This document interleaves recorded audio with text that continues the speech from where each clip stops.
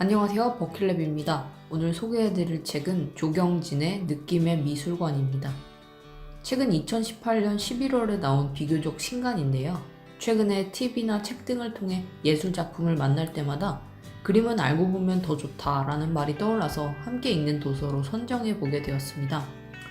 특히 현대미술을 이해하는 것을 목표로 삼고 있는 이 책은 총 14가지의 챕터로 구성되어 있습니다.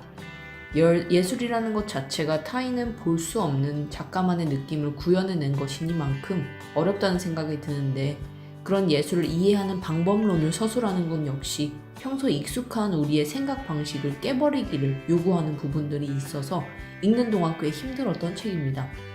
함께 읽은 다른 분들은 어떻게 읽으셨을지 상당히 궁금한데요. 저는 이해하지 못하는 부분은 이해하지 못하는 대로 넘어가고, 내게 와닿는 부분들로 축소된 의미들도 즐기는 편이라서 나름의 견해로 제가 이해한 예술을 즐기는데 가장 중요한 태도인 표상주의적 사고방식에서 벗어나기에 대해서 이야기해보려 합니다. 앞에 보이시는 그림은 약 32,000년 전에 그려진 프랑스 쇼베 동굴 벽화입니다. 동물들이 무리를 지어서 어딘가로 이동하는 듯하네요.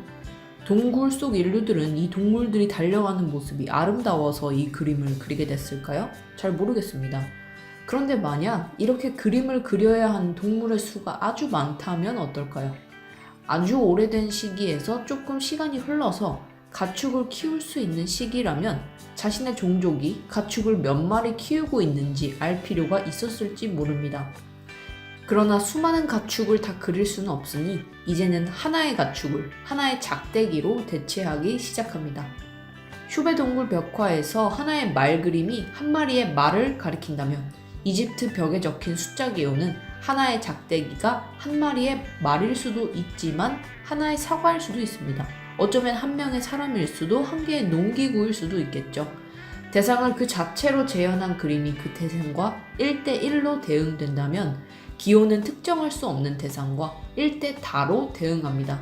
대상을 재현한 1대1의 그림은 표상적으로 이해될 수 있지만 대상의 재현이 아닌 사용자의 의도가 반영된 기호는 해독이 필요합니다.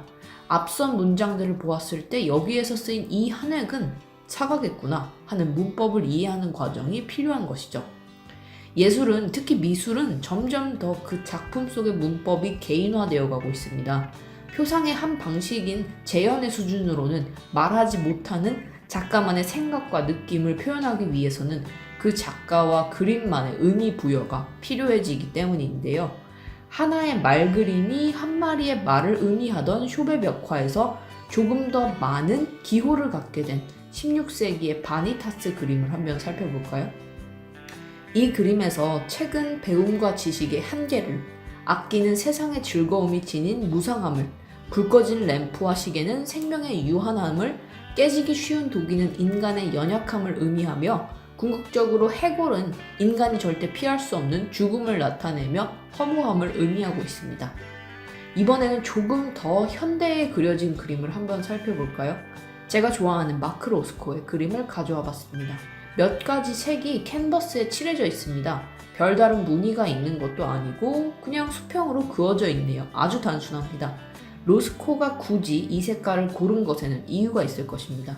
하지만 그 이유는 우리가 편리하게 세상을 이해하는 방식, 그러니까 빨강색은 정열이나 경고라든지 파랑색은 우울을 의미한다는 그런 식의 이해로는 해석할 수 없어 보입니다. 모니터로는 전달되지 않는 그림의 크기에도 역시 작가의 암호가 있을 것입니다. 이 그림은 왜 세로로는 2m, 가로로는 1m 60cm가 넘을 만큼 커야만 했을까요? 그는 왜 그 큰 면을 색으로 채워야만 했을까요? 앞서 보았던 쇼베 동굴 벽화나 바니타스와는 차원이 다른 암호 난이도를 보여주고 있습니다. 그렇다면 우리는 해석이 거의 불가능해져 버린 예술을 해독하는 것을 의미 없는 일로 여겨야 할까요? 그럴 필요는 없어 보입니다. 왜냐하면 그 상호 간의 불가해성이 예술이 관람자를 자유롭게 만드는 이유가 되기 때문입니다. 표상적인 사고방식은 세상을 살아가는 데 매우 효율적입니다.